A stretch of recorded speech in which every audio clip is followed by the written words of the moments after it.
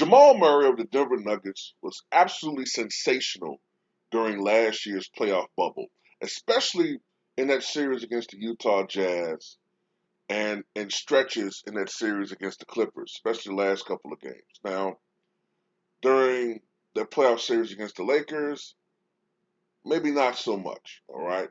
But this year, Jamal Murray has been much quieter, uh, hasn't erupted for one of those, glorious performances that we saw last year, especially as of late. And his coach got on him about his lack of aggressiveness. So tonight, well, actually last night against the Cleveland Cavaliers, a 120-103 victory, I think it was, Jamal Murray showed the aggressiveness and erupted for a season high 50 points. And in that 50-point game, Jamal Murray broke an NBA record that few people were probably aware of. And that is that he became the first player in NBA history to score 50 points without attempting a free throw. Now, Steph Curry came close to this a few years ago when he had a 51-point game, but he did go 1-on-1 from the foul line. Though you could argue, if you take away that free throws, that one free throw, he's still 50 points, right? So, what do you say? Technically kind of did it, but anyway.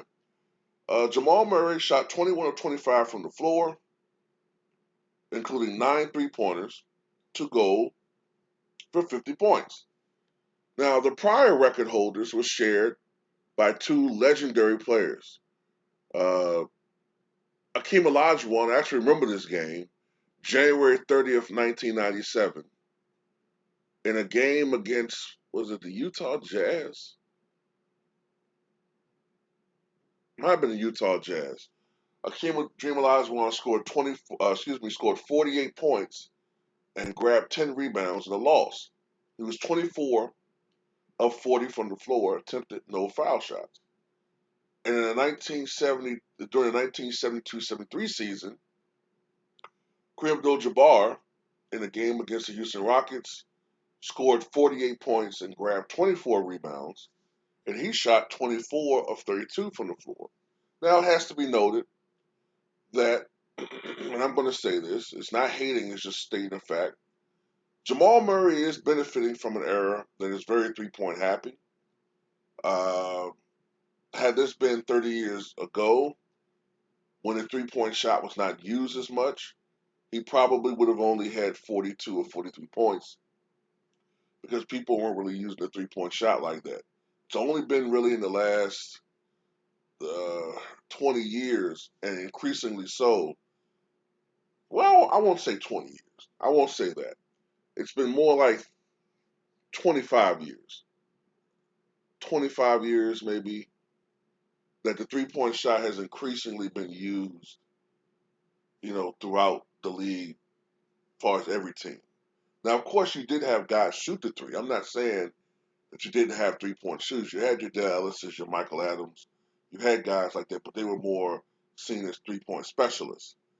Whereas your average scorer having a three-point shot implemented in their game, you didn't really start seeing that until the mid to late 90s. you know.